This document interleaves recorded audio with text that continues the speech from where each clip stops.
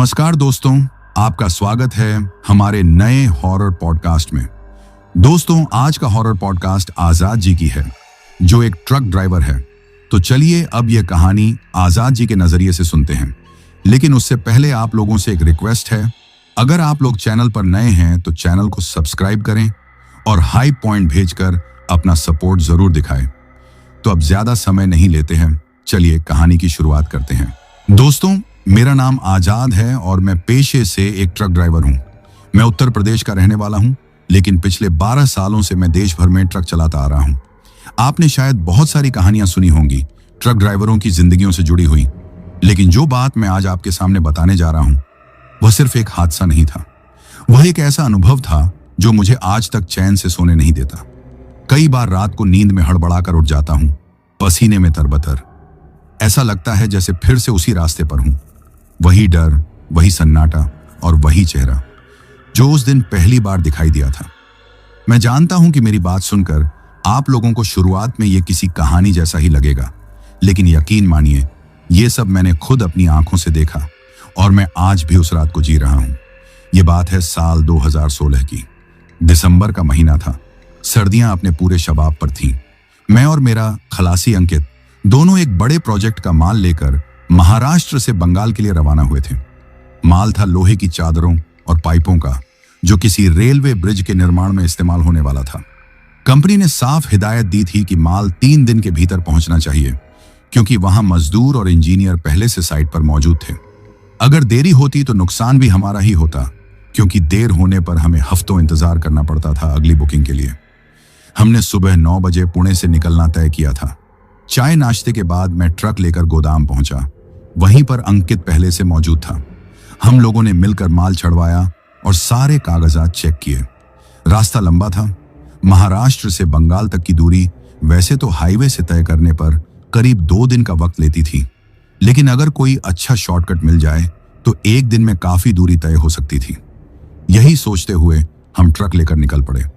रास्ते में अंकित ने मुझसे कहा, उस्ताद, अगर आप चाहो तो एक रास्ता मैं बताता हूं जिससे हम लोग 3-4 घंटे जल्दी पहुंच सकते हैं। मैंने अपने मामा के साथ एक बार वो रास्ता पकड़ा था। हाईवे छोड़कर सीधा जंगल के एक हिस्से से निकलता है, लेकिन सड़क पक्की है। मैंने उसे थोड़ा घूरते हुए कहा, अंकित, तुम अच्छी तरह जानते हो मैं अनजान रास्तों पर रात को ट्रक नहीं चलाता। दिन में अगर कोई भी दिक्कत हो तो हम मैनेज कर सकते हैं, लेकिन रात में ना भाई। अंकित थोड़ा मुस्कुराते हुए बोला, उस्ताद, आप मुझ पर भरोसा रखो। रास्ता तो मैं भी तभी बताता जब यकीन होता। वहां कोई ढाबा नाका नहीं है, लेकिन सड़क सीधी और सुनसान है। ट्रैफिक नहीं मिलेगा और वक्त की बचत होगी। मैंने कोई जवाब नहीं दिया, बस गाड़ी चलाता रहा। मैंने सोचा, अगर रास्ते में वाकई भरोसे लायक लगा तो देखेंगे। फिलहाल मेरा ध्यान बस इतना था कि दिन में जितना चल सकूं चल लूं, ताकि रात को कहीं रुक कर आराम कर सकूं। हमारा ट्रक एकदम ठीक हालत में था। ब्रेक, हेडलाइट, इंजन सब कुछ टेस्ट करवा कर ही निकले थे। मैं रास्ते में कभी जल्दबाजी नहीं करता। चाहे जितना लंबा सफर हो, गाड़ी आराम से चलाना मेरी आदत है। रास्ते में मौसम का मिजाज धीरे धीरे बदल रहा था। जैसे जैसे हम उड़ीसा की सीमा की तरफ बढ़ रहे थे, वैसे वैसे कोहरा और ठंड बढ़ती जा रही थी। अंकित कभी कभी झपकी ले लेता था, फिर मेरी जगह लेकर थोड़ी देर ट्रक चला लेता था, जिससे मैं भी सुस्ता सकूं। हमारी यही सेटिंग थी। शाम के करीब 7 बज रहे थे जब हम एक तिराहे पर पहुंचे।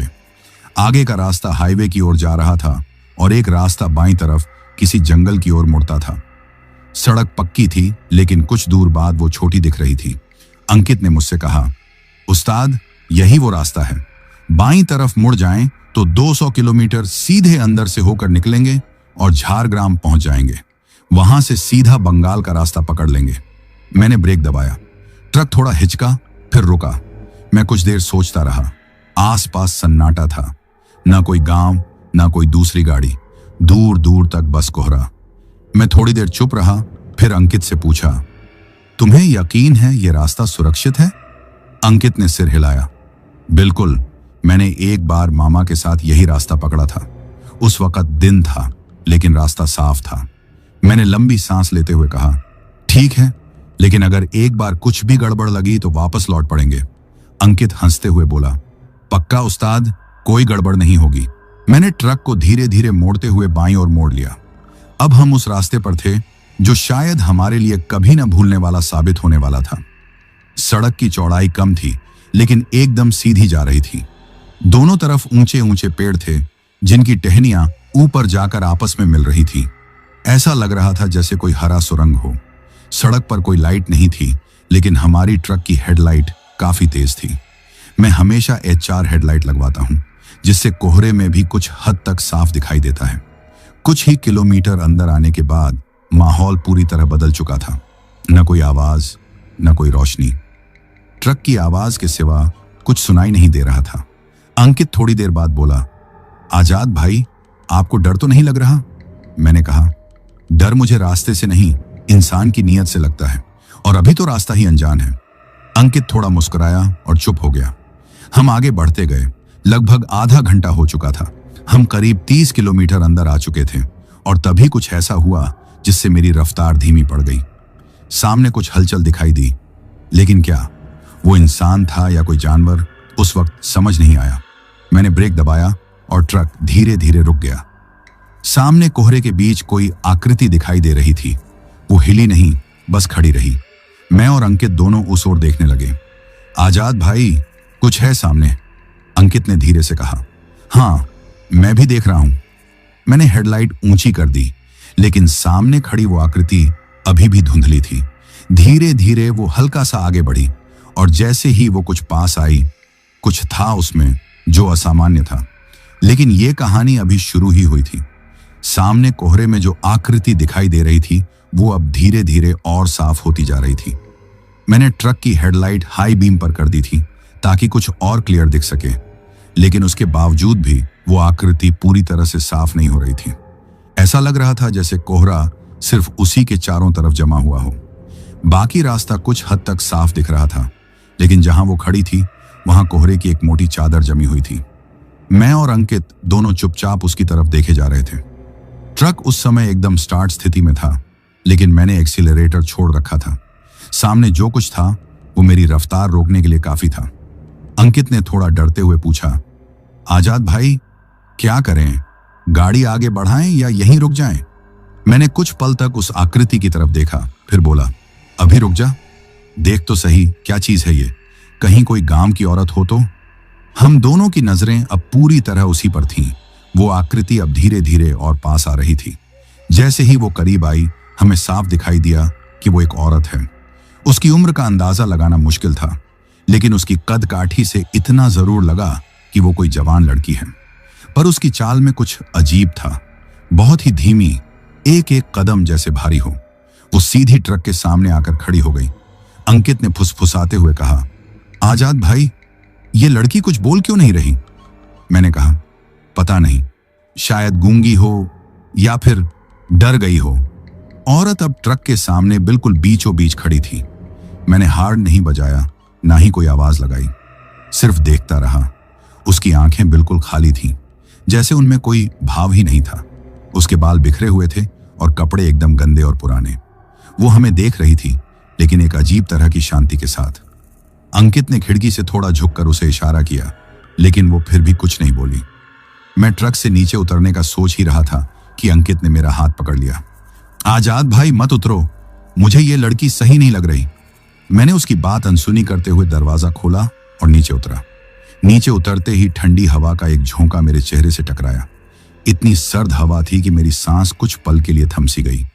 मैं धीरे धीरे उसके पास गया और कहा, बहन जी, आपको कुछ चाहिए? ये रास्ता सुरक्षित नहीं है।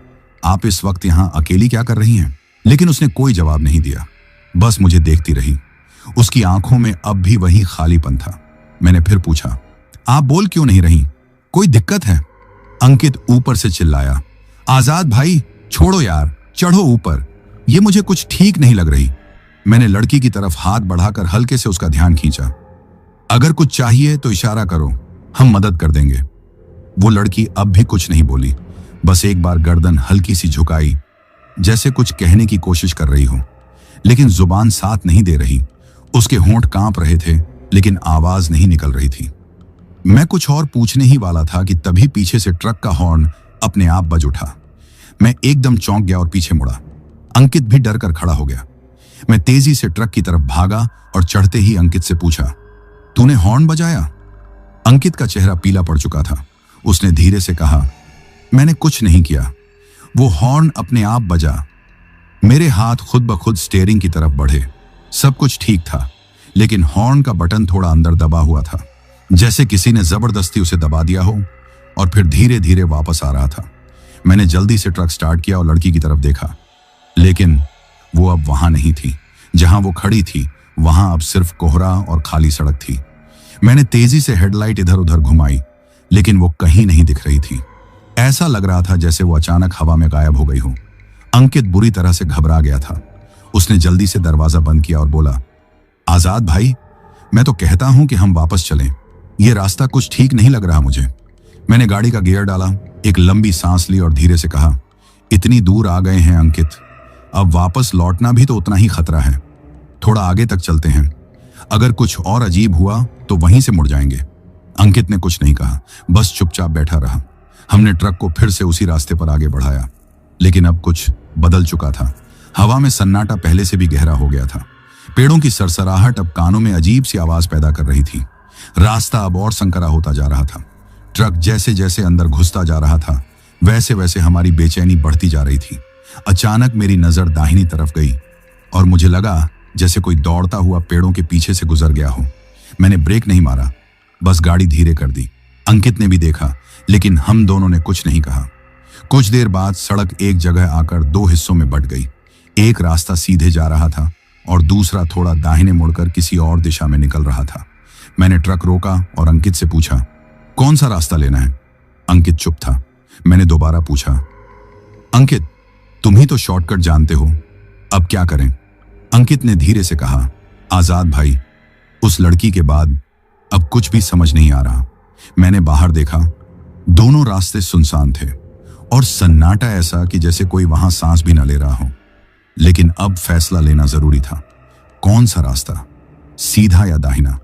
और क्या उस गूंगी लड़की का दिखना महज एक इत्तेफाक था या कोई इशारा? सड़क अब दो हिस्सों में बंट चुकी थी। एक रास्ता सीधा था जो पेड़ों की झाड़ियों के बीच दूर तक जाता दिखाई दे रहा था। दूसरा रास्ता दाहिनी ओर मुड़ता हुआ धीरे धीरे नीचे की तरफ ढलान में जा रहा था।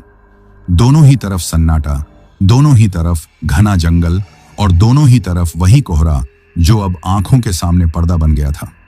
मैंने ट्रक को न्यूट्रल में किया और ब्रेक पर पैर रखते हुए अंकित की तरफ देखा। अब बताओ अंकित, मैंने शांत लहजे में कहा, किधर जाएं? अंकित ने गर्दन झुकाई।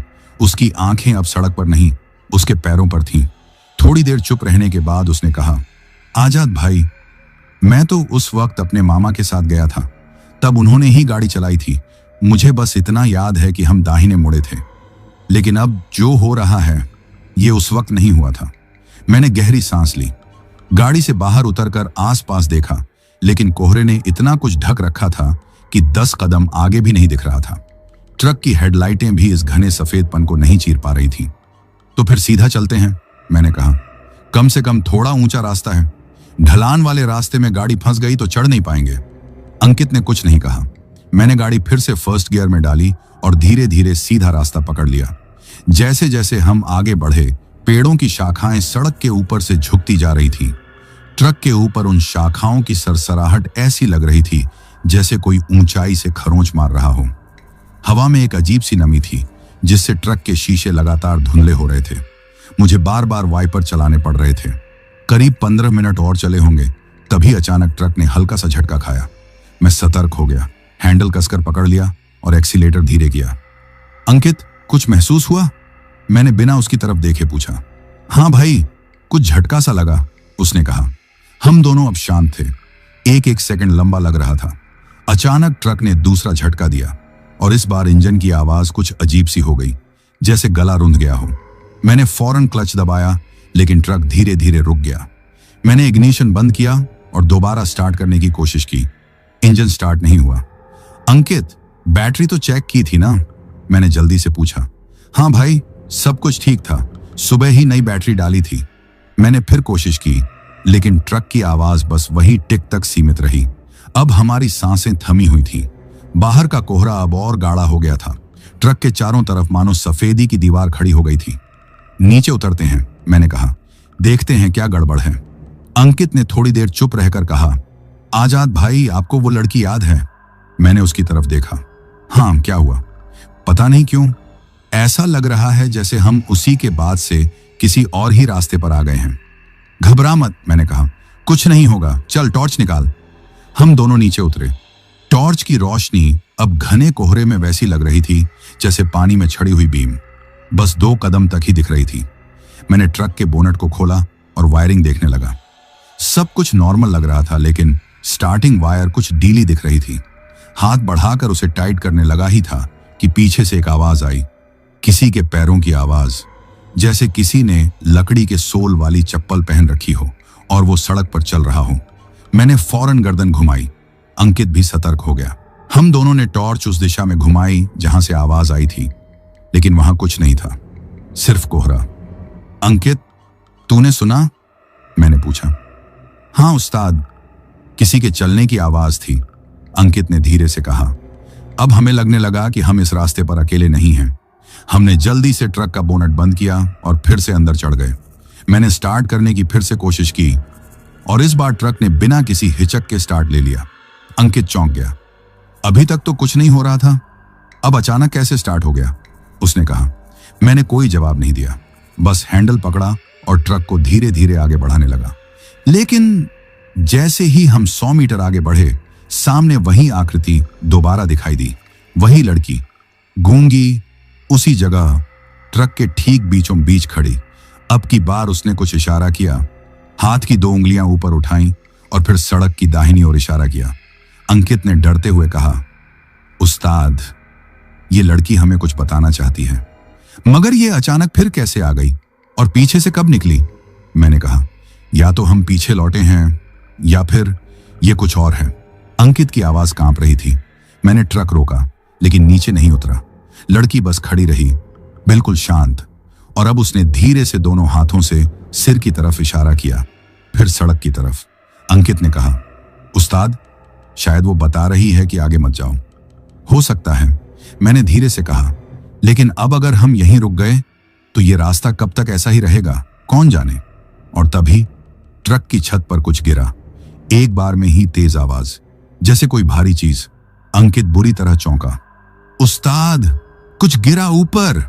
मैंने शीशा थोड़ा नीचे किया और बाहर झांकने की कोशिश की। कुछ नहीं दिखा, लेकिन तभी फिर वही आवाज। अब वो छत पर चल रहा था, जैसे कोई हमारे ट्रक की छत पर चल रहा हो। अंकित मेरे पास खिसक आया। उस्ताद, क्या करें? मैंने कुछ नहीं कहा। ट्रक का क्लच दबाया, एक्सीलरेटर मारा और ट्रक को पूरी ताकत से आगे बढ़ा दिया। जैसे ही ट्रक स्पीड पकड़ने लगा, छत पर की आवाजें धीमी होने लगी और फिर अचानक गायब हो गईं। अंकित चुपचाप बैठा रहा। वो अब बोलने की हालत में नहीं था। मैंने एक बार फिर दाहिनी तरफ देखा।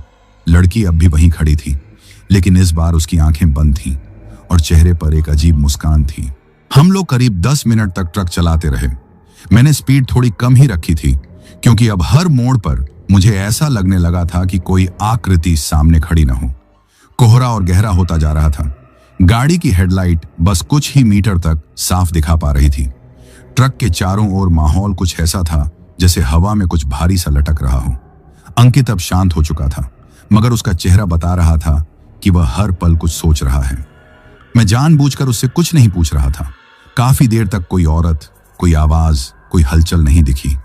बस ट्रक की गड़गड़ाहट और कोहरे के बीच सन्नाटा। लेकिन थोड़ी देर बाद कुछ ऐसा हुआ जिसे देखकर मेरे माथे पर बल पड़ गए। सड़क का एक हिस्सा मेरे लिए जाना पहचाना था। दाईं ओर वही पीपल का पेड़, बाईं ओर एक टूटा हुआ बिजली का खंभा जो शायद वर्षों से वहीं गिरा हुआ था, और ठीक उसके बाद एक उखड़ा हुआ मोड़। ये तीनों चीजें मैं कुछ समय पहले देख चुका था। मैंने हल्का सा ब्रेक दबाया, ट्रक धीमा किया और अंकित की तरफ देखा। अंकित, ये जगह देखी हुई लग रही है। अंकित ने खिड़की से बाहर झांक कर देखा, फिर मेरी तरफ देखा और धीरे से बोला, उस्ताद, ये वही जगह है जहां से हमने ट्रक का रास्ता बदला था, जहां वो लड़की सामने खड़ी थी। मैंने फौरन ट्रक रोक दिया। मतलब हम घूमकर फिर वहीं आ गए हैं? मैंने पूछा। अंकित की आंखें अब डर से फैल चुकी थीं। लगता तो यही है। हम सीधा जा रहे थे, किसी भी मोड़ पर मुड़े नहीं, तो फिर लौटे कैसे?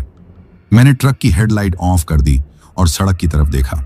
गहराता कोहरा अब और भी घना लग रहा था। बाहर निकलना तो दूर, अब शीशे से बाहर झांकना भी मुश्किल था। मैंने गाड़ी से उतरने की हिम्मत नहीं की, बस स्टीयरिंग पर झुका रहा और सोचता रहा कि अब क्या करें। मोबाइल की तरफ हाथ बढ़ाया, बैटरी चालू थी लेकिन नेटवर्क गायब। अंकित ने अचानक पूछा, उस्ताद, अगर ये रास्ता गोल गोल घूम रहा है तो हम कहीं भटक तो नहीं रहे?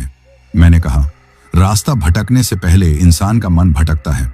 अब हमें तय करना है कि डर के साथ वापस लौटें या हिम्मत से आगे बढ़ें। अंकित ने कहा, मैं आपके साथ हूं, लेकिन उस्ताद, जो कुछ हुआ है वो आम बात नहीं है। मैंने गाड़ी स्टार्ट की, एक गहरी सांस ली और ट्रक को फिर उसी दिशा में चलाना शुरू किया।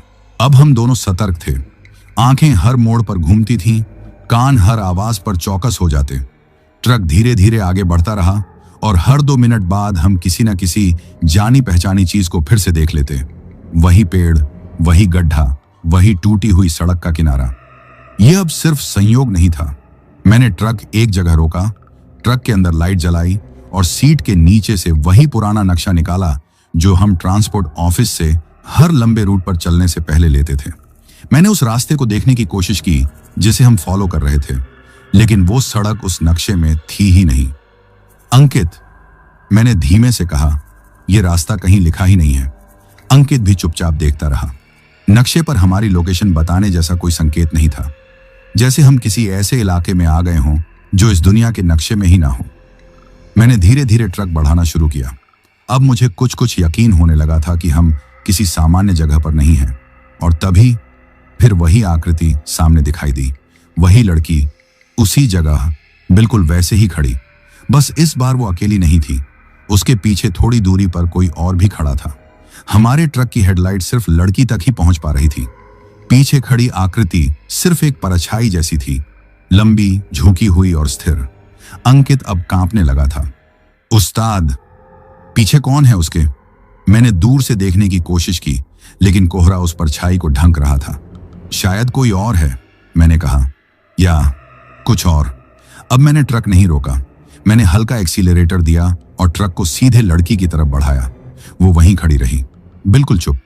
जब ट्रक उससे करीब 20 फीट दूर पहुंचा, तब उसने एक बार फिर सड़क की दाईं ओर इशारा किया, फिर अपनी हथेली अपने सिर पर रखी और जैसे किसी चीज को याद दिलाने की कोशिश की। अंकित ने घबराकर कहा, उस्ताद, ये कुछ कहना चाहती है, बार बार उसी तरफ इशारा कर रही है। कहीं कुछ खतरा तो नहीं उस दिशा में, या शायद वहीं से निकलने का रास्ता है, मैंने कहा। और ठीक उसी पल पीछे खड़ी परछाई आगे बढ़ी, लेकिन उसकी चाल इंसानों जैसी नहीं थी। वो लहराई, जैसे हवा में बह रही हो। अंकित ने कांपती आवाज में कहा, उस्ताद, अब मैं तो कहता हूं, इससे आगे मत चलो। मैंने गाड़ी की स्पीड बढ़ाई, लड़की को पार किया, परछाई के पास से गुजरे और हेडलाइट में बस एक झलक दिखी। एक बूढ़ी औरत, झुकी हुई कमर, गंदा फटा हुआ साड़ी जैसा कपड़ा और उस चेहरे पर झुर्रियों की गहराई, जैसे समय खुद थक चुका हो। लेकिन उसकी आंखें वो खुली नहीं थीं, सिर्फ खाली गड्ढे थे। अंकित चिल्लाया, उस्ताद, ट्रक भगाओ, ये इंसान नहीं है। मैंने एक्सीलरेटर पर पूरा जोर लगाया और ट्रक को तेजी से आगे बढ़ा दिया। रास्ता सीधा था, लेकिन अब हर मोड़ खतरनाक लगने लगा था। और जब हम पीछे मुड़े तो कोई भी नहीं था, ना लड़की ना बूढ़ी औरत, बस वही घना कोहरा और सन्नाटा। मैंने ट्रक की रफ्तार नहीं रोकी। अंकित ने कांपते हुए कहा, उस्ताद, अब क्या करें? मैंने कहा, अब जो होगा देखा जाएगा, लेकिन एक बात पक्की है अंकित, अब हम किसी आम रास्ते पर नहीं हैं। ट्रक को भगाते हुए हमने कई किलोमीटर का सफर तय कर लिया होगा, लेकिन फिर भी ऐसा महसूस हो रहा था जैसे हम एक ही जगह के चक्कर काट रहे हैं। हर 5 मिनट में वही पेड़, वही मोड़ और वही टूटी सड़क सामने आ जाती। घड़ी पर रात के 2:30 बज रहे थे, लेकिन रास्ते में ना कोई और गाड़ी थी, ना कोई गांव और ना ही किसी इंसान की आहट। अंकित अब पूरी तरह चुप हो गया था।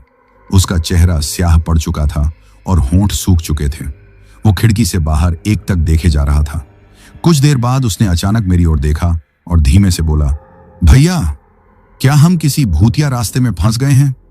मैंने उसकी बात का कोई जवाब नहीं दिया। मेरा मन भी अब मानने लगा था कि हम किसी ऐसे दायरे में घुस चुके हैं जहां से निकलना आसान नहीं होगा। ट्रक लगातार आगे बढ़ता जा रहा था। रास्ता एकदम खाली, शांत और कोहरे से ढंका हुआ। लेकिन तभी एक बार फिर ट्रक ने हल्का झटका खाया। मैंने तुरंत एक्सीलरेटर छोड़ा। इंजन की आवाज अब पहले जैसी नहीं थी, जैसे गाड़ी भारी हो गई हो, जैसे कोई चीज उस पर लदी हो जो दिख नहीं रही थी। अंकित, फिर से? मैंने कहा। अंकित ने कांपते हुए कहा, अब की बार गाड़ी बंद मत करना भैया, अंदर ही बैठो। लेकिन गाड़ी ने खुद ही जवाब दे दिया। इंजन धीरे धीरे बंद हो गया। मैंने स्टीयरिंग पर हाथ मारा और कहा, साला जैसे चाह रहा है वैसे बंद हो रहा है। अंकित ने सीट के नीचे से रॉड निकाल ली, जो अक्सर पंचर या किसी दिक्कत में इस्तेमाल की जाती है। भैया, अगर कुछ दिखे तो बताना, अब मैं भी तैयार हूं, उसने कांपती आवाज में कहा। मैं ट्रक से नीचे उतरा। इस बार मैं पूरी तरह सतर्क था। चारों ओर टॉर्च घुमाई, लेकिन हर जगह वही सफेद धुंध, वही डरावना सन्नाटा। अंकित भी उतर आया, लेकिन ट्रक से ज्यादा दूर नहीं गया। मैंने फिर से बोनट खोला। इंजन ठंडा था, न गर्मी, न जलन, न आवाज, जैसे किसी ने जान ही निकाल ली हो मशीन से। तभी पीछे से किसी के चलने की आवाज आई। इस बार वो आवाज ट्रक के दूसरी तरफ से आ रही थी। मैंने इशारे में अंकित को चुप रहने को कहा और धीरे से ट्रक के दूसरे कोने की तरफ बढ़ा, पर वहां कुछ नहीं था। मैंने झुककर नीचे देखा, तभी किसी ने मेरे कंधे पर हाथ रखा।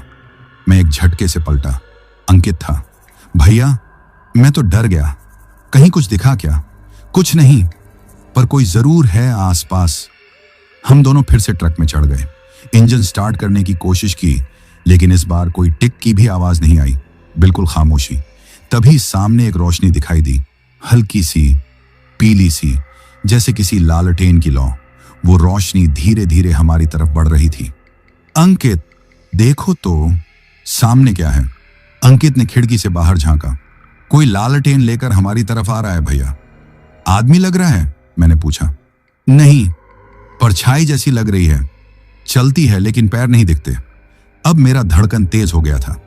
रोशनी अब और पास आ गई थी और उसी रोशनी के पीछे वही गूंगी लड़की खड़ी थी। इस बार वो रोशनी नहीं पकड़ रही थी, बस दूर खड़ी थी और देख रही थी। उसकी आंखों में अब भी वो खालीपन था, लेकिन उसके चेहरे पर कुछ और भी था, दर्द या चेतावनी। उसने इस बार अपने दोनों हाथ सड़क पर रखे और घुटनों पर बैठ गई, जैसे रास्ता रोक रही हो। अंकित घबरा गया। भैया, ये हमें रुकने को कह रही है? मैंने कहा, या हमें किसी खतरे से बचाने की कोशिश कर रही है? अंकित अब खुद कांपने लगा था। भैया, ये लड़की इंसान नहीं है, फिर भी हमारे साथ नहीं है। वो उस बूढ़ी औरत से अलग है। मैंने उसकी आंखों में डर देखा है। मैंने कहा, तो शायद वो भी किसी धोखे में मारी गई है और अब चाहती है कि हम भी उसकी तरह ना फंसें। अब मैंने गाड़ी की बैटरी दोबारा चेक करने का सोचा। एक आखिरी कोशिश। नीचे उतरा, बोनट खोला, बैटरी के कनेक्शन दोबारा जोड़े। अंकित ने सामने देखा। अब वो रोशनी ट्रक के पास पहुंच चुकी थी, लेकिन हाथ में लालटेन पकड़े कोई इंसान नहीं था। वो रोशनी हवा में तैर रही थी। अंकित चीखा, भैया ऊपर आओ जल्दी। मैंने भागकर दरवाजा खोला और अंदर चढ़ा, और तभी ट्रक का इंजन खुद ब खुद स्टार्ट हो गया। मैंने हैंडल पकड़ा, गियर डाला और ट्रक भगाना शुरू किया। वो रोशनी अब पीछा नहीं कर रही थी, वो वहीं खड़ी रही, और गूंगी लड़की अब सड़क के किनारे बैठी थी, जैसे थक चुकी हो, जैसे कहना चाहती हो, अब आगे तुम खुद देखोगे। अब मैंने जितना किया कर दिया। हम अब ट्रक को बिना रुके भगाते जा रहे थे। समय का कुछ अंदाजा नहीं था, क्योंकि मोबाइल में नेटवर्क गायब था और घड़ी कई घंटों से एक ही समय पर अटकी हुई थी। ठीक 3:30 सुबह। मैंने खुद कई बार घड़ी पर नजर डाली, लेकिन सुइयां टिकी हुई थी, जैसे समय खुद इस रास्ते पर रुक गया हो। अंकित अब चुपचाप बैठा था। शायद अब उसमें डर को जाहिर करने की भी ताकत नहीं थी। उसकी आंखें खुली थीं, लेकिन वो लगातार बाहर नहीं देख रहा था, सिर्फ एक ही दिशा में देखे जा रहा था, जैसे कुछ सोच रहा हो या किसी चीज की कल्पना कर रहा हो। हम आगे बढ़े और कुछ ही मिनटों में मुझे सड़क के किनारे कुछ अलग दिखा। बाईं तरफ एक पुराना सा मकान, खपरेल की छत, टूटी दीवारें और सामने एक लोहे का फाटक जो अधखुला झूल रहा था। मकान इतना अचानक सामने आया कि मैं चौंक गया। मैंने ट्रक धीमे किया। अंकित की नजर भी उसी ओर गई। भैया, ये मकान तो अभी थोड़ी देर पहले नहीं था, उसने धीमे से कहा। हाँ, मुझे भी यही लग रहा है, मैंने कहा। फाटक के पास एक पुरानी ट्यूबलाइट टिमटिमा रही थी और अंदर से पीली सी रोशनी छनकर बाहर आ रही थी। घर के अंदर कोई हलचल नहीं दिख रही थी, लेकिन कुछ ऐसा जरूर था जो हमें वहां रुकने को मजबूर कर रहा था। अंकित बोला, भैया गाड़ी रोको, मैं नीचे देखना चाहता हूं। मैंने गाड़ी रोड किनारे लगाई और दोनों नीचे उतरे। जैसे ही फाटक के पास पहुंचे, लोहे का गेट बिना किसी हवा के धीरे धीरे खुद ही खुल गया, एक कराहती हुई आवाज के साथ। अंकित पीछे हट गया, लेकिन मैंने आगे कदम बढ़ाया। किसी ने खोला होगा, मैंने कहा। किसने? यहां कोई दिख तो नहीं रहा, अंकित ने धीमे से कहा। हम दोनों धीरे धीरे उस पुराने मकान की सीढ़ियों की ओर बढ़े। दरवाजा खुला था। लकड़ी की बनी हुई मोटी चिटकनी दीवार से लटक रही थी, जैसे किसी ने जल्दी में दरवाजा खोला हो। मैंने आवाज लगाई, कोई है? अंदर से कोई जवाब नहीं आया। हम दोनों कुछ देर दरवाजे के बाहर खड़े रहे। फिर मैंने अंदर कदम रखा। मकान के अंदर सर्दी और सन्नाटा दोनों जमा हुए थे। एक छोटी सी टेबल पर मिट्टी के दिए की रोशनी जल रही थी। बगल में कुछ पुरानी तस्वीरें टंगी थीं, ज्यादातर ब्लैक एंड व्हाइट। मैंने एक तस्वीर की तरफ देखा, एक औरत और एक लड़की की फोटो। उनकी शक्ल जानी पहचानी लग रही थी, लेकिन कहां देखी है ये याद नहीं आया। और तभी पीछे से किसी की खांसी की आवाज आई। हम दोनों पलटे। दरवाजे के दूसरे कोने से एक बूढ़ी औरत बाहर आई। उसकी चाल धीमी थी, कमर झुकी हुई, सिर पर पुराना गंदा दुपट्टा पड़ा था, आंखों में लालपन और चेहरा झुर्रियों से भरा हुआ। उसने हमसे बिना डरे पूछा, कौन हो तुम दोनों? इस वक्त यहां कैसे आए? मैंने जवाब दिया, हम ट्रक ड्राइवर हैं, रास्ता भटक गए हैं, गाड़ी बार बार खराब हो रही है, रुकने की जगह नहीं मिल रही थी। औरत ने कुछ देर हमें ऊपर से नीचे देखा, फिर बोली, अंदर आ जाओ, बाहर सर्दी ज्यादा है और रात यहां ज्यादा देर टिकना ठीक नहीं। अंकित मेरी तरफ देखने लगा। उसकी आंखों में संकोच साफ था। मैंने धीरे से सिर हिलाया। थोड़ी देर रुकते हैं। हम दोनों अंदर आ गए। मकान अंदर से भी उतना ही पुराना था जितना बाहर से लग रहा था। लकड़ी के फर्श पर जगह जगह दरारें थीं, दीवारों पर जाले और छत से टपकते पानी के निशान। लेकिन एक कोना ऐसा था जो साफ सुथरा था। वहां पर 2 गद्दे बिछे हुए थे और बीच में एक मिट्टी का छोटा चूल्हा था, जिस पर अभी अभी कोई कुछ पका कर गया हो, ऐसा महक रहा था। बूढ़ी औरत ने पूछा, कुछ खाओगे? मैंने विनम्रता से मना किया, नहीं, भूख नहीं है, बस थोड़ी देर आराम करना है, फिर आगे बढ़ जाएंगे। औरत ने सिर हिलाया और बोली, जैसी तुम्हारी मर्जी। वो चूल्हे के पास बैठ गई और राख को उलटने लगी। अंकित ने धीरे से मेरे कान के पास आकर फुसफुसाया, भाई साहब, इस औरत को देख रहे हो? हाँ, क्यों? इसका चेहरा कुछ जाना पहचाना नहीं लग रहा? बाहर जो फोटो देखी थी, याद है? मैंने गहरी सांस ली। हाँ, फोटो में यही औरत थी और उसके साथ वो गूंगी लड़की भी। अंकित की आंखें सहम गईं। तो फिर ये दोनों मरी नहीं है क्या? मैंने कहा, या शायद मरने के बाद भी यहीं भटक रही हैं। और तभी बूढ़ी औरत ने हमारी बात को बीच में काटते हुए कहा, तुम दोनों थक गए होगे, कोने में जो गद्दा पड़ा है, चाहो तो थोड़ी देर लेट जाओ, सुबह होते ही निकल जाना। अंकित घबरा गया, नहीं, हम यहीं बैठ जाएंगे। औरत चुप रही, बस राख को छेड़ती रही। मैंने दीवार की ओर देखा, वहां अब कोई फोटो नहीं थी। जो तस्वीर मैंने अंदर आते वक्त देखी थी, वो अब गायब थी। मैंने अंकित की तरफ देखा। अंकित, फोटो अब वहां नहीं है। अंकित की सांसें तेज चलने लगी और तभी बूढ़ी औरत ने बिना मुड़े कहा, जो तुमने देखा वो कभी था ही नहीं। अंकित तेजी से खड़ा हो गया, भाई साहब, अब चलना चाहिए हमें। मैंने औरत की आंखों की ओर देखा। वो हमें नहीं देख रही थी, उसकी आंखें बंद थीं। और तभी उसने बुदबुदाकर कहा, अब बहुत देर हो चुकी है। बूढ़ी औरत के वो शब्द, अब बहुत देर हो चुकी है, जैसे कमरे की हवा को और भारी बना गए। आजाद अब पूरा सतर्क हो गया था। वो कमरे के कोने में जाकर दीवार से टिक गया और आंखें दरवाजे पर टिका दी। मैंने उससे धीरे से कहा, आराम कर ले थोड़ी देर, जब तक कुछ तय नहीं होता। उस्ताद, इस घर में कुछ सही नहीं है, उसने फुसफुसाकर कहा। मैंने उसकी बात सुनी, लेकिन उस वक्त कुछ बोलने का मन नहीं हुआ। घर के अंदर एक अजीब सी शांति थी, जैसी किसी सुनसान कब्रिस्तान में होती है। न ज्यादा डरावनी, न ज्यादा शांत, बस जमी हुई, ठहरी हुई। बूढ़ी औरत अब भी वहीं चूल्हे के पास बैठी थी। उसकी पीठ हमारी तरफ थी और हाथों से वो राख को बार बार छू रही थी। वो कुछ गा भी रही थी, बहुत धीमे सुर में, एक पुराना टूटता हुआ लोकगीत जैसा। आजाद धीरे से मेरे पास आकर बैठ गया और बोला, अंकित, एक बात बताऊं?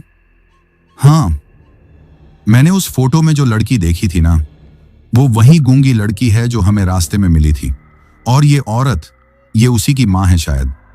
मैंने उसकी आंखों में देखा, वो कांप रहा था लेकिन उसकी आंखें सच बोल रही थीं। मतलब ये औरत मरी हुई है। आजाद ने सिर हिलाया।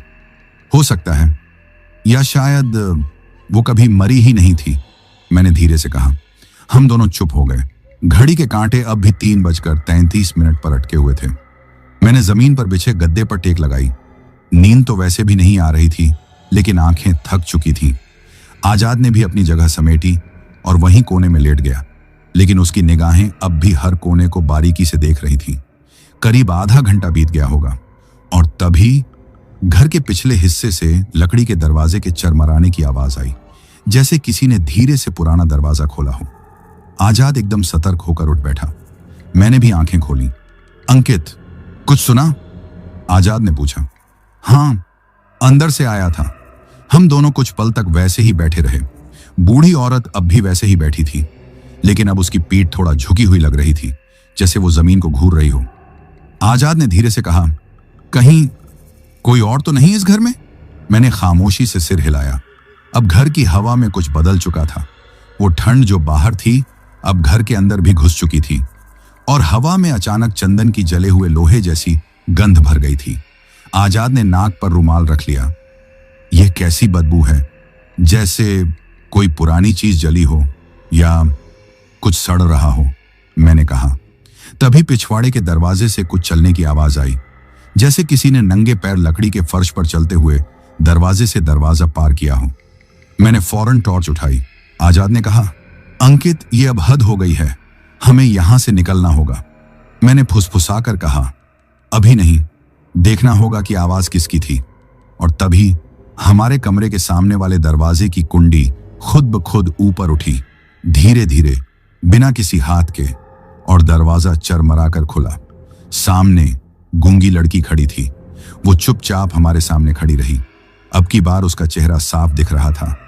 आंखें डरी हुई थीं, जैसे वो कुछ कहना चाहती हो, कुछ बताना चाहती हो, लेकिन उसकी जुबान नहीं थी। उसने दोनों हाथों से इशारा किया, एक बार पेट की ओर, एक बार घर की ओर, और फिर दरवाजे की तरफ। आजाद ने कहा, अंकित, ये हमें बाहर निकालने को कह रही है। इसका चेहरा डरा हुआ है। मैंने सिर हिलाया। लेकिन हम बाहर जाएं तो जाएं कहां? रास्ता भी तो वहीं घूम रहा है।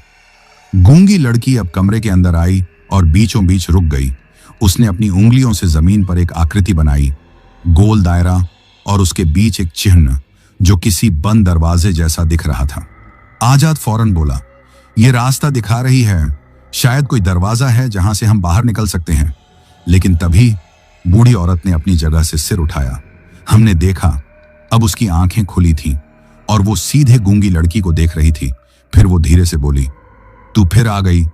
तुझे कितनी बार कहा कि इनसे दूर रह। उसकी आवाज में अब पहले जैसा सुकून नहीं था।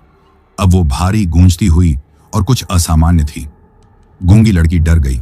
उसने हमारी तरफ देखा, जैसे कह रही हो, अब नहीं रुको, भागो। आजाद खड़ा हो गया। अंकित, अब नहीं रुकना चाहिए। मैंने गाड़ी की चाबी उठाई और फौरन बाहर की ओर दौड़ पड़ा। आजाद मेरे पीछे पीछे। लेकिन जैसे ही हम दरवाजे की तरफ बढ़े, बूढ़ी औरत की आवाज गूंजी, दरवाजा बंद है। हमने दरवाजा खींचा। सच में अंदर से बंद था। और फिर घर की दीवारें हल्के हल्के हिलने लगीं, सामान गिरने लगे, फर्श से कंपन महसूस होने लगा, और गूंगी लड़की अब हमारी तरफ पीठ करके दरवाजे के बीच खड़ी हो गई, जैसे वो दरवाजे को हमारे लिए खोलने की कोशिश कर रही हो। गूंगी लड़की दरवाजे के सामने खड़ी थी। वो पूरी ताकत से दरवाजा खोलने की कोशिश कर रही थी। हम दोनों उसके पीछे खड़े थे। मैं दरवाजे की कुंडी खींच रहा था और अंकित पीछे से धक्का दे रहा था, पर दरवाजा हिला तक नहीं। ये अंदर से बंद कैसे हो गया? हम तो खुद इसी से आए थे, अंकित चिल्लाया। मैंने पूरी ताकत लगाकर कुंडी खींची, लेकिन जैसे किसी ने बाहर से पकड़कर उसे जकड़ रखा हो। फर्श अब लगातार कांप रहा था, दीवारें आवाजें कर रही थीं और हवा में राख उड़ रही थी। ऐसी राख जिसमें गर्मी नहीं, बल्कि एक अजीब सी गंध थी, पुरानी, सड़ी हुई, जैसी किसी बंद कमरे में वर्षों पुरानी मौत की महक। गूंगी लड़की अब भी दरवाजे पर झुकी हुई थी। उसकी आंखों से पानी बह रहा था, लेकिन वो कुछ बोल नहीं पा रही थी। अचानक उसने पलटकर हमारी ओर देखा और अपने दोनों हाथों से एक इशारा किया, ऊपर की तरफ। मैंने सिर उठाकर देखा। दरवाजे के ऊपर एक छोटा सा चौकोर खिड़की नुमा हिस्सा था, जिसमें लकड़ी का जंग खाया फ्रेम अटका था। अंकित, ऊपर देख, मैंने इशारा किया। वो रास्ता हो सकता है। अंकित फौरन एक स्टूल की तलाश में इधर उधर देखने लगा। इसी बीच पीछे से फिर वही आवाज आई। बूढ़ी औरत अब धीरे धीरे अपनी जगह से उठ रही थी। उसकी चाल अब वैसी नहीं थी जैसी पहले थी। अब उसमें इंसानी वजन नहीं था। अब वो सीधे नहीं चल रही थी, बल्कि उसके पैरों के घुटने उल्टी दिशा में मुड़ गए थे और उसके हाथ लंबाई में बढ़ते जा रहे थे। अंकित ने पीछे देखा और चीख पड़ा, भैया देखो उसका चेहरा। मैंने पलट कर देखा और जो देखा उससे मेरे गले से आवाज ही नहीं निकली। उसका चेहरा अब पूरी तरह इंसानी नहीं रहा था। आंखों की जगह गहरे काले गड्ढे थे, नाक सड़ी हुई और मुंह इतना बड़ा कि उसमें किसी आदमी का पूरा चेहरा समा जाए। तुम नहीं जा सकते, वो गुर्राई। उसकी आवाज अब गूंज बन चुकी थी। अंकित ने स्टूल घसीट कर लाया और मैं फौरन उस पर चढ़ गया। ऊपर की खिड़की छोटी थी, लेकिन शायद एक इंसान उसमें से निकल सकता था। मैंने लकड़ी के टुकड़े को धक्का दिया, वो आसानी से खुल गया। अंकित, तू ऊपर चढ़, मैंने कहा। पहले आप, उसने कहा। अंकित जल्दी, मैंने चिल्लाया। गूंगी लड़की अब हमारे बिल्कुल पास आ चुकी थी। उसने मेरी ओर देखा और ऊपर इशारा किया, जैसे कह रही हो, अब मत रुको, यही मौका है। अंकित ने मुझे धक्का दिया और मैं खिड़की से आधा बाहर निकल चुका था। बाहर फिर वही कोहरा, वही सुनसान जंगल, लेकिन कम से कम यह घर से बेहतर था। मैंने अंकित का हाथ पकड़ा। आ जा अब तू। अंकित चढ़ने ही वाला था कि पीछे से बूढ़ी औरत की गूंजती आवाज आई, तू जा नहीं सकता, तेरा अंत यहीं लिखा गया है। अंकित का पैर कांपा, लेकिन उसने हिम्मत दिखाई और मेरे हाथ को कसकर पकड़ा। हम दोनों जैसे तैसे उस खिड़की से बाहर कूदे। नीचे गीली मिट्टी थी, जिससे हमारे कपड़े और हाथ पैर कीचड़ में सने हुए थे। मैंने तुरंत मुड़कर देखा। उस खिड़की में अब गूंगी लड़की खड़ी थी, लेकिन कुछ बदला हुआ था। उसका चेहरा अब शांत था। उसने पहली बार आंखें बंद की और जैसे सुकून महसूस किया। हमने भागने की कोशिश की, लेकिन तभी पीछे से घर के अंदर से एक बहुत ही डरावनी चीख सुनाई दी। ऐसी चीख जिसमें किसी के छीन लिए जाने का डर था। भैया, वो लड़की। अंकित ने पीछे देखा। मैंने उसका हाथ पकड़ा। नहीं, अब नहीं रुक सकते, उसने खुद हमें निकाला है। हम भागते हुए ट्रक की ओर दौड़े। कोहरा अब भी घना था, लेकिन ट्रक वहीं खड़ा था, बिल्कुल वैसा ही। हमने फौरन दरवाजा खोला, अंदर बैठे और चाबी घुमाई। ट्रक स्टार्ट हो गया। बिना एक पल रुके मैंने क्लच दबाया, गियर डाला और ट्रक को आगे बढ़ा दिया। पीछे वो घर अब दिखाई नहीं दे रहा था। ना कोई रोशनी, ना कोई आवाज, बस जंगल और सन्नाटा। ट्रक जंगल के बीच उस सुनसान सड़क पर आगे बढ़ता जा रहा था। कोहरा अब थोड़ा हल्का हो गया था, लेकिन हवा अब भी जमी हुई और बोझिल थी। घड़ी अब भी 3:30 पर अटकी हुई थी। मैंने एक बार फिर घड़ी की ओर देखा, मगर अब मेरा ध्यान वक्त पर नहीं था। अब तो बस यही चाह रहा था कि किसी तरह यह रात कट जाए। अंकित एकदम खामोश था। उसकी आंखें खुली थीं, लेकिन वो जैसे कहीं और देख रहा था, शायद उस घर की याद में जो अब भी उसके जहन से निकला नहीं था। मैं खुद भी उस गूंगी लड़की के बारे में सोच रहा था। उसने आखिर हमें बचाया क्यों? क्या चाहती थी वो? करीब 15 मिनट तक हम यूं ही खामोशी में चलते रहे। तभी अंकित ने धीरे से कहा, उस्ताद, थोड़ा नेटवर्क आ रहा है। मैंने तुरंत फोन निकाला। सच में सिग्नल की 2 पतली लाइनें आ गई थीं। शायद अब हम उस डरावने जंगल से थोड़ा दूर आ चुके थे। अंकित ने फौरन डेटा ऑन किया और फोन में कुछ टाइप करने लगा। मैं उस लड़की के बारे में कुछ पता लगाने की कोशिश कर रहा हूं, उसने कहा। मैंने पूछा, क्या सर्च कर रहा है? कोई पुरानी खबर, लड़की और उसकी मां, एक्सीडेंट या मर्डर, कुछ भी जो उस जगह से जुड़ा हो। नेटवर्क थोड़ा स्लो था, लेकिन वो लगातार मोबाइल पर खोज करता रहा। और फिर, उस्ताद, कुछ मिला है। उसने फोन मेरी तरफ बढ़ाया। स्क्रीन पर एक पुराने अखबार की स्कैन कॉपी खुली थी। तारीख थी 17 जनवरी 2003। हेडलाइन, जंगल के भीतर मिली मां बेटी की अधजली लाशें, तंत्र विद्या या आत्महत्या। मैंने ध्यान से खबर पढ़नी शुरू की। बांकुड़ा जिले के एक छोटे गांव के पास जंगल में 2 अधजली लाशें मिली, एक अधेड़ महिला और एक युवती की। गांव वालों ने बताया कि मां बेटी जड़ी बूटी खोजने जंगल गई थीं, लेकिन लौटकर नहीं आई। कुछ लोगों का मानना है कि वे तांत्रिक क्रिया में शामिल थीं, जबकि कुछ का कहना है कि बलि के लिए मारी गईं। पुलिस ने जांच के बाद इसे आत्महत्या बताकर केस बंद कर दिया। अंकित ने धीरे से कहा, उस्ताद, यही दोनों थीं। मैंने तस्वीर देखी, धुंधली मगर पहचानने लायक, वही बूढ़ी औरत और वही गूंगी लड़की। मैंने फोन वापस कर दिया। 20 साल और आज भी वो वहीं अटकी हैं। मैंने धीरे से कहा, उस्ताद, वो लड़की हमें मार सकती थी, मगर उसने नहीं मारा। क्यों? अंकित बोला, क्योंकि शायद वो खुद ही कैद में है। मैंने कहा, और उसकी मां शायद आज भी उसे छोड़ने को तैयार नहीं। हम फिर खामोश हो गए। तभी अचानक सड़क खत्म हो गई। मैंने ब्रेक दबाया। सामने का रास्ता दलदल में समा चुका था। ट्रक को यहीं रोकना पड़ा। मैं ट्रक से नीचे उतरा और इधर उधर नजर डाली। थोड़ी दूरी पर एक पुराना सा साइन बोर्ड दिखा, बांकुड़ा 3 किलोमीटर। अंकित भी नीचे आया और बोला, उस्ताद, यही जगह है। हाँ, 20 साल पहले की वही कहानी। मैंने ट्रक की बैटरी डिस्कनेक्ट कर दी। अब हमें सुबह तक यहीं रुकना था। हम दोनों फिर ट्रक के अंदर लौटकर कैबिन में बैठ गए। अंकित ने सिर झुकाते हुए पूछा, उस्ताद, आपको लगता है वो गूंगी लड़की अब भी वहीं है? मैंने कुछ नहीं कहा, बस खिड़की से बाहर झांकता रहा, उस दिशा में जहां जंगल शुरू होता है। और तभी एक परछाई सड़क पर दूर खड़ी दिखी। अंकित ने भी देख लिया, वो वही गूंगी लड़की थी, अब भी उसी तरह खामोश खड़ी, लेकिन इस बार उसके चेहरे पर कोई डर नहीं था, बस एक सुकून था, जैसे वो हमें विदा कर रही हो। अंकित कुछ बोलने ही वाला था, मगर मैं बस उसे देखता रहा। धीरे धीरे वो परछाई कोहरे में गुम हो गई। सुबह की पहली किरणें कोहरे के आर पार उतरने लगी थीं। ट्रक अब भी सड़क किनारे रुका हुआ था और हम दोनों रात भर जगे हुए सुन्न बैठे थे। पूरी रात की घटनाएं हमारे दिमाग पर एक मोटा पर्दा छोड़ चुकी थीं, जिसमें डर, हैरानी और थकावट के साथ एक अजीब सन्नाटा भी था। अंकित अब भी चुप बैठा था, लेकिन उसकी आंखें थकी हुई नहीं थीं। वो बस कुछ जानने को बेताब थी। मैं खुद समझ नहीं पा रहा था कि जो देखा वो सब हकीकत थी या कोई भयानक सपना। सूरज हल्के हल्के ऊपर आया और अब हम दोनों ट्रक से नीचे उतर आए। पास ही एक पगडंडी दिखी जो खेतों के बीच से जाती हुई एक छोटे गांव की तरफ जा रही थी। मैंने ट्रक लॉक किया और अंकित से कहा, चलो, कुछ तो जानना है इस जगह के बारे में। करीब आधे घंटे चलने के बाद हम एक पुराने से गांव पहुंचे।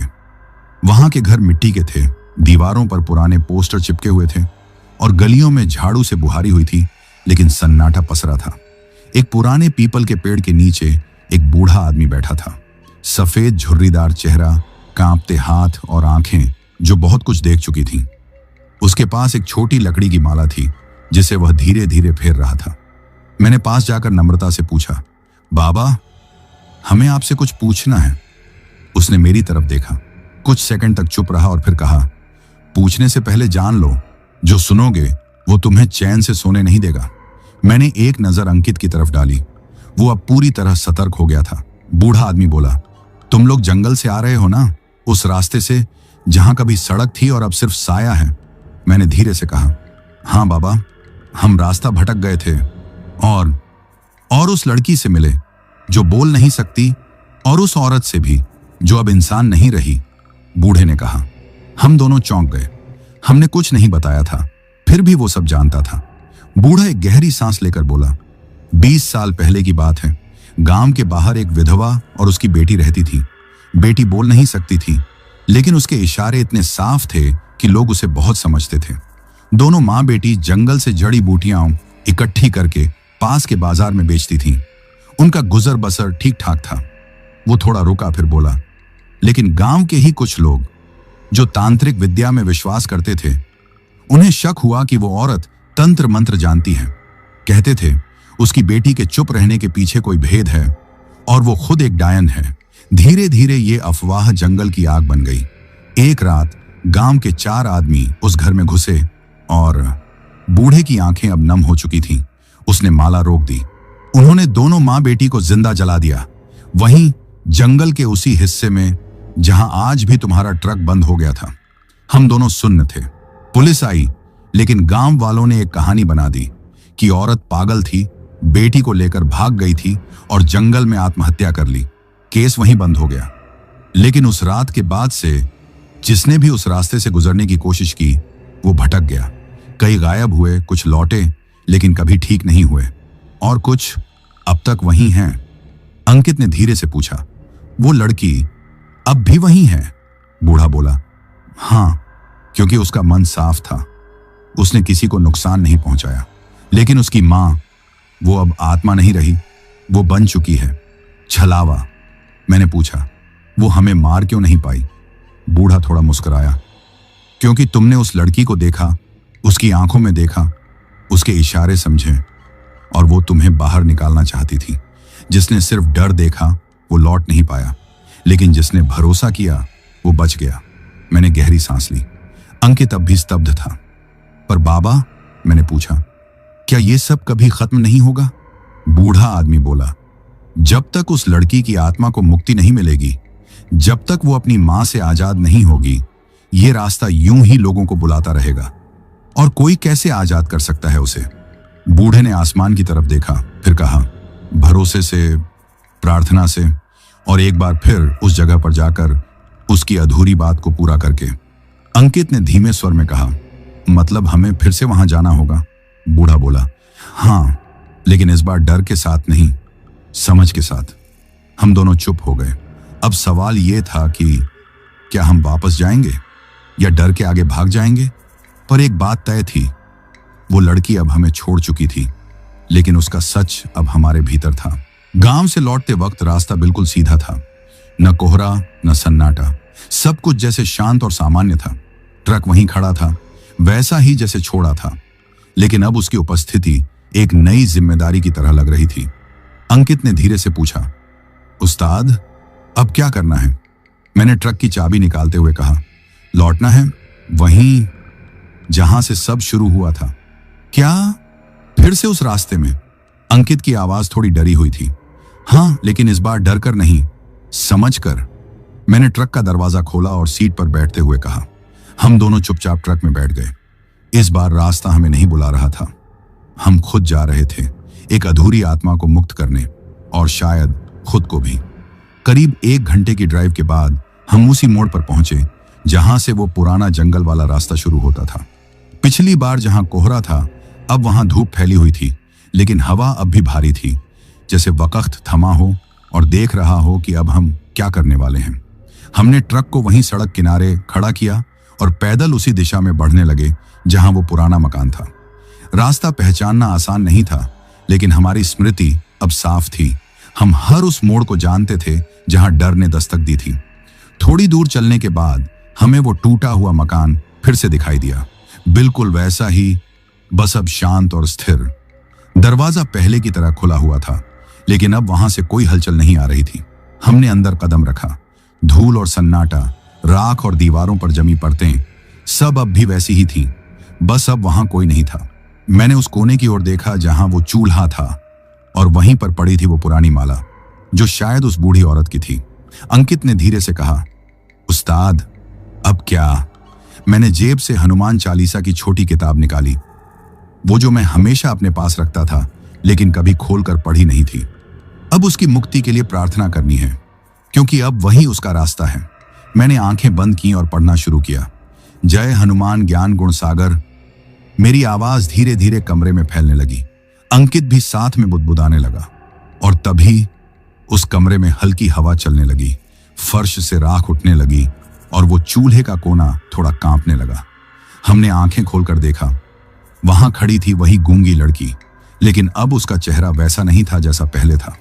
अब उसमें न डर था न घबराहट, बस एक धन्यवाद का भाव। उसने अपने दोनों हाथ जोड़े, सिर झुकाया, और फिर उसकी आंखों से एक बूंद आंसू टपका, और जैसे ही वो आंसू जमीन पर गिरा, पूरा कमरा अचानक शांत हो गया। राख बैठ गई, हवा थम गई, और लड़की धीरे धीरे हवा में घुलने लगी, जैसे धुएं का कोई टुकड़ा जो अब हल्का होकर आकाश की ओर उठ रहा हो।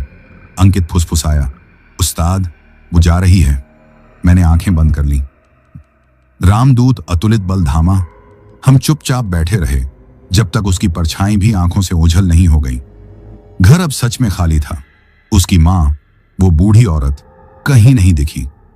शायद लड़की की आत्मा की शांति के साथ वो भी मुक्त हो गई, या फिर अब भी कहीं अपने पाप का बोझ लिए भटक रही है। हमने उस घर से बाहर निकलते हुए एक बार फिर पीछे मुड़कर देखा। अब वो सिर्फ एक टूटा हुआ पुराना मकान था। ना कोई रहस्य, ना कोई डर, बस एक बीता हुआ सच। उस दिन के बाद हमने उस रास्ते की ओर कभी नहीं देखा।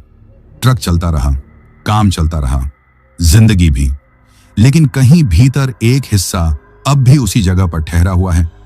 उस लड़की की आंखों में, उसकी खामोशी में, और उस पल में जब उसने हमें बचाया था। कभी कभी रात के सफर में जब जंगल की तरफ से ठंडी हवा आती है तो मुझे लगता है कि कोई अब भी हमें देख रहा है, लेकिन अब डर महसूस नहीं होता, क्योंकि अब हम समझते हैं हर आत्मा डराने नहीं आती, कुछ सिर्फ आजादी चाहती है। दोस्तों, यह कहानी यही खत्म हुई।